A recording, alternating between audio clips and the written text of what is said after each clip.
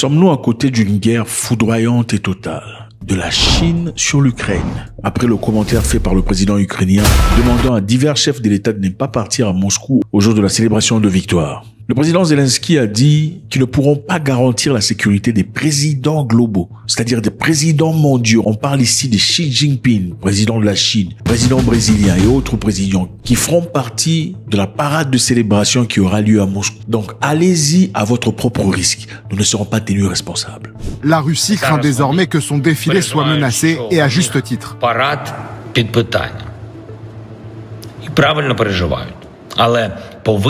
Mais elle devrait s'inquiéter de la poursuite de cette guerre. Elle doit y mettre fin.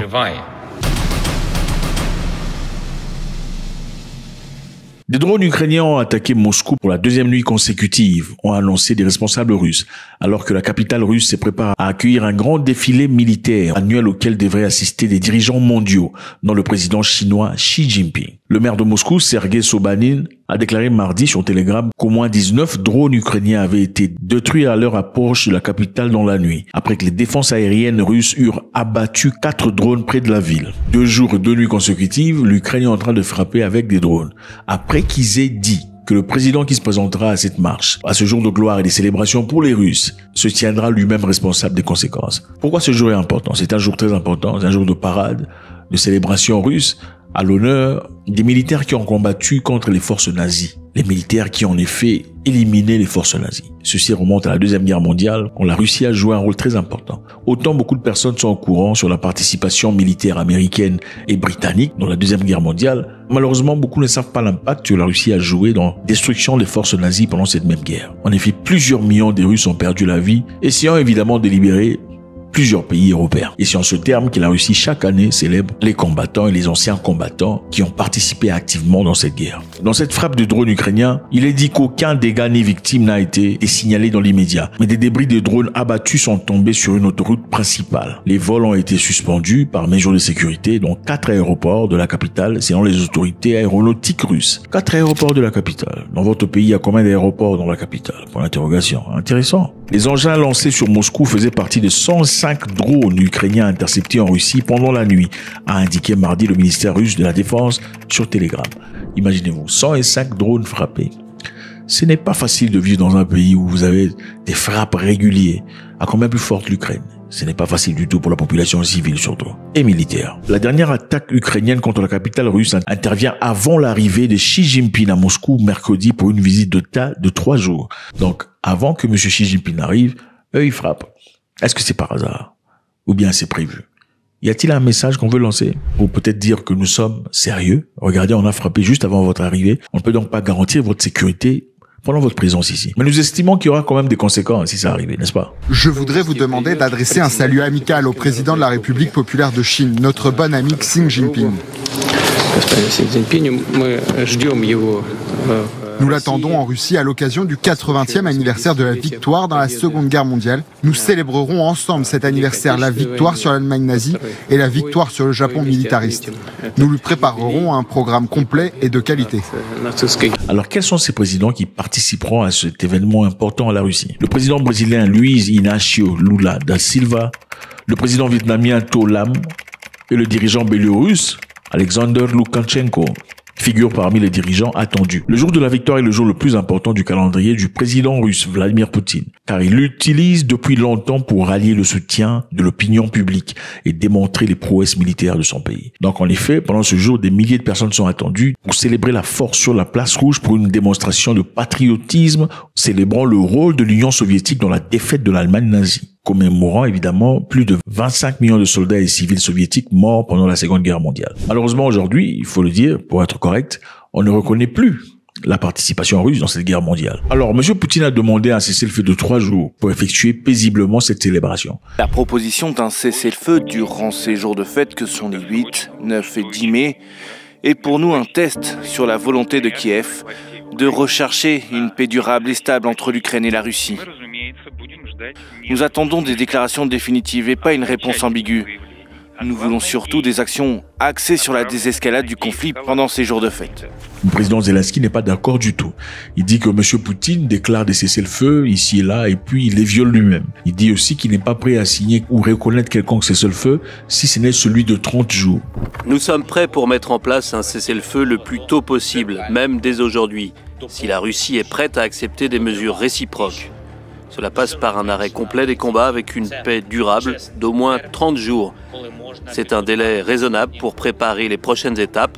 La Russie doit stopper la guerre et cesser ses assauts et ses bombardements.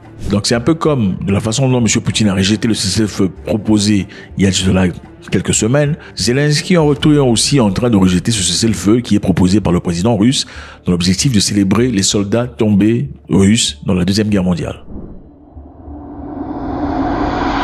Alors, il est aussi prévu que des militaires africains défilent pendant cette parade. Très intéressant, on a vu quelques vidéos en ligne, des répétitions. On ne peut malheureusement pas confirmer avec certitude l'authenticité de ces vidéos, mais il y a des Africains qui sont clairement en train de marcher à côté de leurs collègues russes, et c'est très beau à voir. Regardez ça.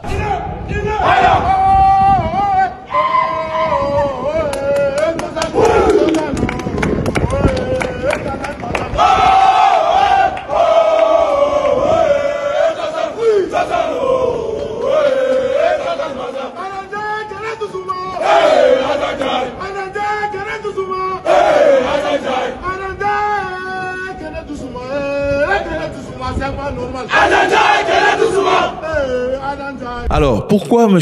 Zelensky pourrait faire ça? Pourquoi ne prend-il pas en considération la présence du président chinois? Parce que, bon, naturellement, on se dirait, puisqu'il y a un président chinois qui fera partie de cet événement, alors, pour garder ma neutralité, en tout cas une certaine positivité à l'égard de la Chine, je préférais ne rien faire, ou surtout ne pas attaquer. Je vous rappelle que Zelensky a exigé des réponses de la Chine ces dernières semaines après avoir révélé les captures de 2 combattants chinois par l'Ukraine début avril et affirme qu'il y en avait beaucoup d'autres dans les rangs russes. C'est une information importante, mais peu réjouissante.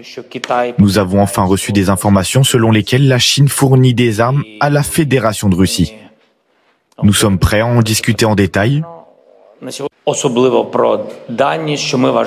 pensons que des représentants chinois sont impliqués dans la production de certaines armes sur le territoire de la Russie.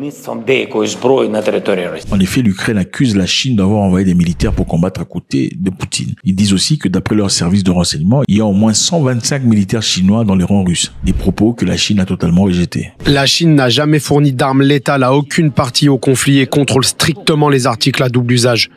La partie ukrainienne est parfaitement consciente de cela et a déclaré publiquement que la majorité des composants d'armes importés par la Russie proviennent des États-Unis et d'autres pays occidentaux.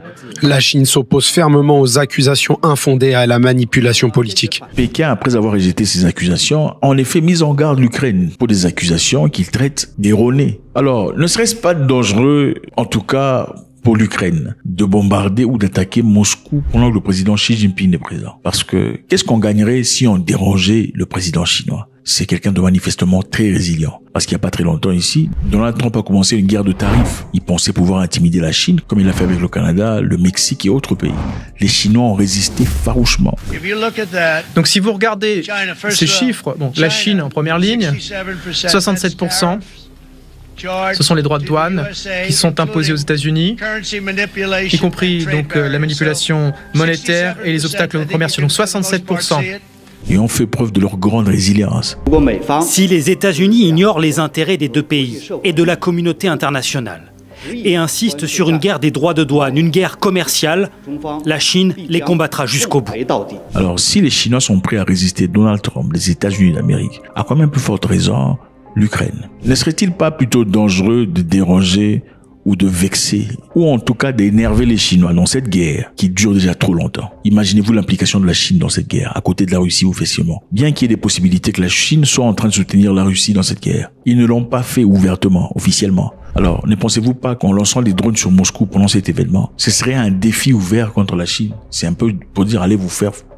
Je vous avais dit, vous êtes là, je bombarde. Alors dans ce cas-là, pourquoi la Chine s'empêcherait-elle d'ouvertement soutenir, si pas bombarder directement l'Ukraine? À côté, le président Fico a fait un commentaire directement contre Zelensky. Mesdames et messieurs, je dois répondre à des facteurs externes.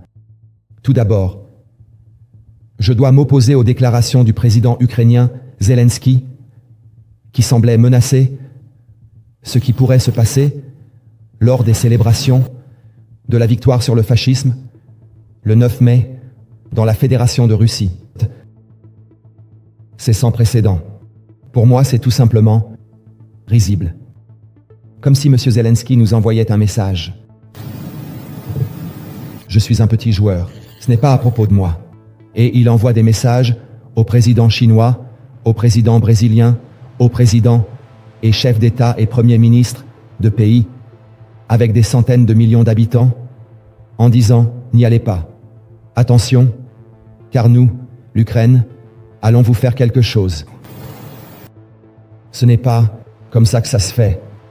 Je rejette, de telles menaces au nom de la sécurité. Je respecte pleinement que la sécurité des participants est une affaire interne de la Fédération de Russie. Mais de même, si M. Zelensky croit que ces cris empêcheront les délégations étrangères de venir, il se trompe gravement. Cependant, je devais m'opposer à une telle manière de s'exprimer. Alors finalement, pensez-vous que Zelensky fera vraiment son attaque sur Moscou pendant cette parade importante pour la Russie, en présence des leaders étrangers, y compris le leader chinois et brésilien? Vous pensez simplement qu'il essaie de passer un message, demandant ainsi un certain respect, mais n'ira pas jusqu'au bout de ses idées? Faites-moi savoir ce que vous en pensez, c'est toujours avec beaucoup de plaisir. God bless.